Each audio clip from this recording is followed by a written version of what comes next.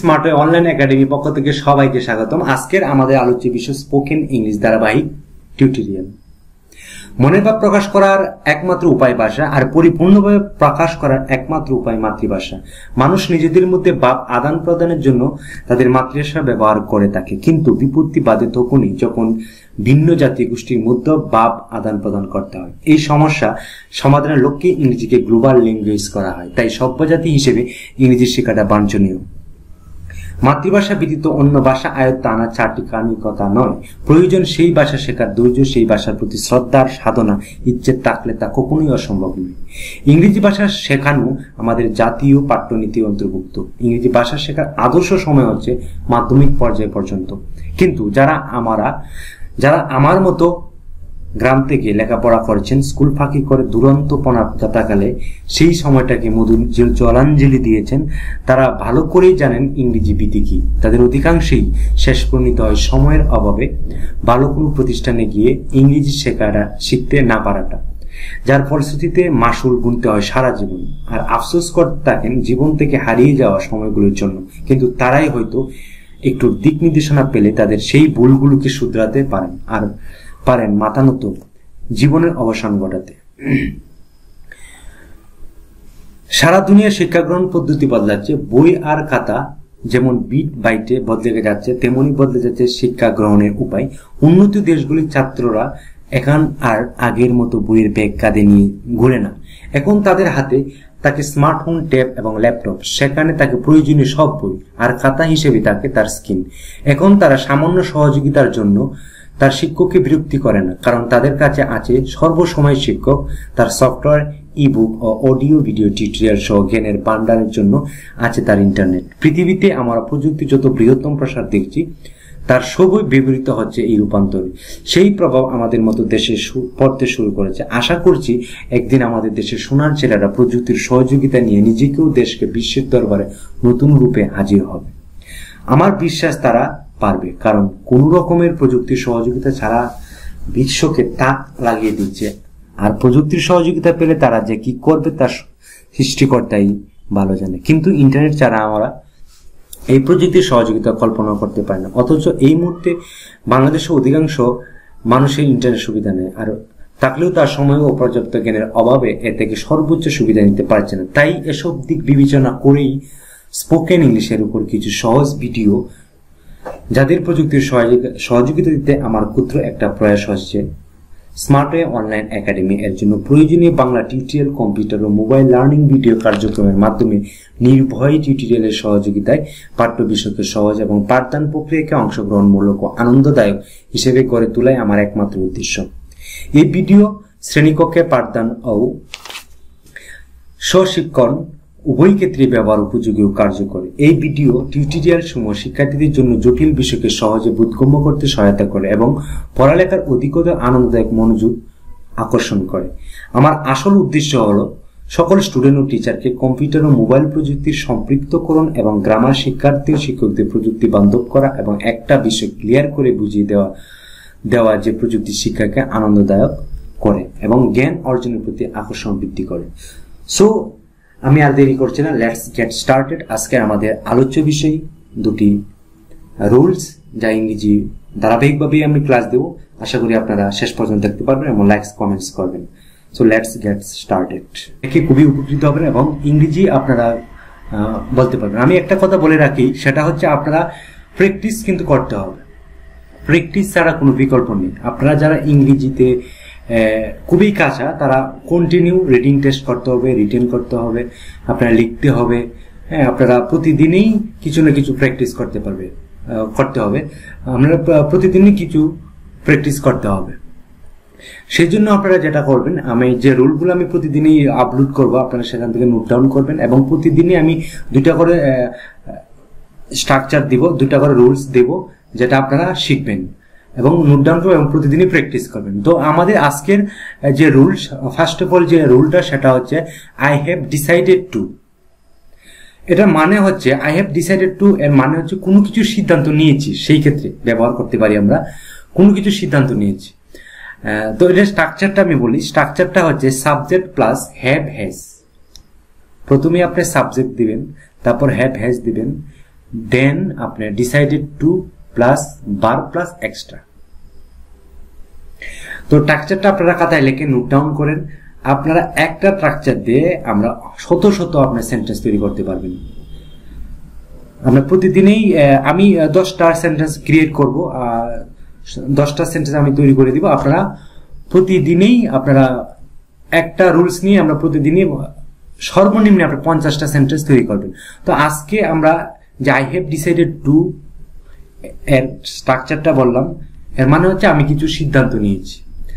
For example, আমি প্রথমে subject দিব, সাবজেক্ট হচ্ছে আমি আই, এরপরে হ্যাভ হ্যাজ, হ্যাভ হ্যাজ আমি হ্যাভ দিলাম যেহেতু আই এর পরে হ্যাভ বসে। তারপর আমি ডিসাইডেড টু নিব, আপনি চোখ বুঝে আপনি ডিসাইডেড টু বসাই দিবেন। এরপর আপনি একটা যে কোনোটা ভার্ব নিয়ে আসবেন এবং এরপর আপনি যেটা করবেন আপনি একটি ভার্ব নিয়ে আসবেন। ভার্ব আপনি যে কোনো একটা ভার্ব নিয়ে আসবেন। আমি লার্ন নিয়ে আসলাম, এরপর আমি এক্সট্রা ইংলিশ। দেখেন I have decided to learn English. I have decided to learn English. আমি ইংরেজি শেখার সিদ্ধান্ত নিয়েছি। এখন আপনি দেখেন অনেকগুলা আপনি সেন্টেন্স ক্রিয়েট করতে পারবেন। I have decided to go America.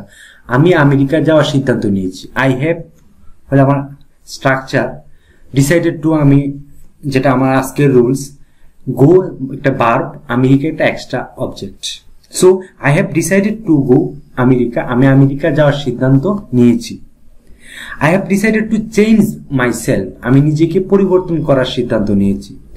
I have decided two mend my behaviour, আমি আমার আচরণ সংশোধন করার সিদ্ধান্ত নিয়েছি। I have decided to join my local gym, আমি আমার স্থানীয় জিমে যোগদান করার সিদ্ধান্ত নিয়েছি। I have decided to do something for them, আমি তাদের জন্য কিছু করার সিদ্ধান্ত নিয়েছি। I have decided to do it again, আমি আবার এটি করার সিদ্ধান্ত নিয়েছি। I have decided to arrange the meeting, আমি মিটিংটা আয়োজন করার সিদ্ধান্ত নিয়েছি। I have decided to leave this job, আমি এই জবটি ছেড়ে দেওয়ার সিদ্ধান্ত নিয়েছি। দেখুন আমি 7-8টা আমি সেন্টেন্স এখানে ডিসপ্লে করছি, আপনারা এখান থেকে নোট ডাউন করতে পারেন এবং আপনারা খাতায় লিখতে পারেন। আপনারা এই 5-10টা সেন্টেন্স খাতায় নোট ডাউন করার পরে আপনি প্র্যাকটিস করেন, আপনি কি কি আর সেন্টেন্স বাড়াতে পারেন, বৃদ্ধি করতে পারেন, ইনক্রিজ করতে পারেন। যেমন I have decided to learn English, আপনি এখানে বলতে পারেন I have decided to learn computer, আমি কম্পিউটার শেখার সিদ্ধান্ত নিয়েছি। I have decided to learn outsourcing, আমি আউটসোর্সিং শেখার সিদ্ধান্ত নিয়েছি। I have decided to learn freelancing, আমি ফ্রিল্যান্সিং শেখার সিদ্ধান্ত নিয়েছি। আপনি এইভাবে আপনি শত শত বাক্য ক্রিয়েট করেন। আপনি এই রুলটা আপনি সারাদিন ইউজ করেন, ইউটিলাইজ করেন। আপনি ফ্রেন্ড, আপনার প্রতিবেশী, আপনার কলিগ, ওদের সাথে আপনি ইউটিলাইজ করেন, স্পিক করেন, কথা বলেন, দেখবেন অটোমেটিকলি আপনি এই রুলটা আপনার মুখে সেট হয়ে যাবে। আপনি ফ্লুয়েন্সি ভাবে ইংরেজি, সুন্দরভাবে, চমৎকারভাবে ইংরেজি বলতে পারবেন।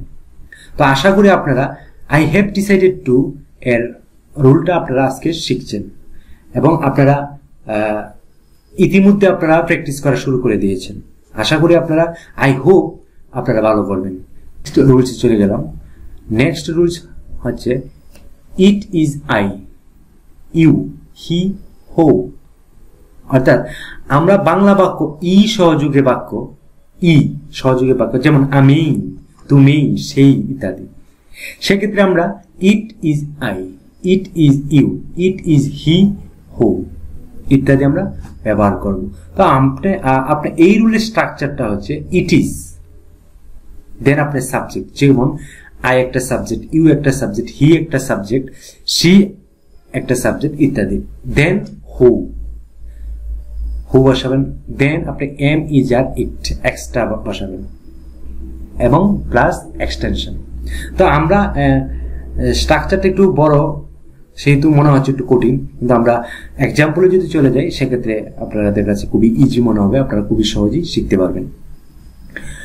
এক্সাম্পল গুলো দেখেন, আমি তোমার প্রকৃতি বন্ধু, ইট ইজ আই হো am your real friend.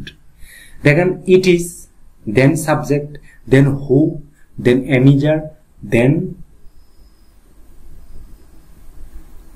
Your অর্থাৎ এক্সট্রা, দেন আপনার রিয়েল ফ্রেন্ড অর্থাৎ এক্সটেনশন আপনি ক্রিয়েট করেন।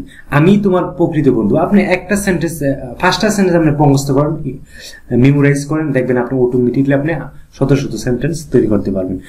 আমি তোমার প্রকৃত বন্ধু, ইট ইজ আই হো এম ইউর রিয়েল ফ্রেন্ড। আমি তোমার প্রকৃত বন্ধু, আমি সেই যাকে আমি খুঁজেছিলাম। তুমি তুমি তুমি সে যাকে আমি খুঁজেছিলাম। It is you whom I was looking for. তুমি সে যাকে আমি খুঁজেছিলাম, আমি তাকে এমনটা বলেছিলাম। It is I who told him so. আমি তাকে এমনটা বলেছিলাম। It is I who told him so. আমি তাকে এমনটা বলেছিলাম। আল্লাহই সবকিছু সৃষ্টি করেছেন। It is Allah who has created everything. আল্লাহই সবকিছু সৃষ্টি করেছেন। It is Allah who has created everything. আল্লাহই সবকিছু সৃষ্টি করেছেন। তুমিই আমার মোবাইল চুরি করেছ। It is you who have stolen my mobile. তুমি, it is you who have stolen my mobile. তুমি আমার মোবাইল চুরি করেছ।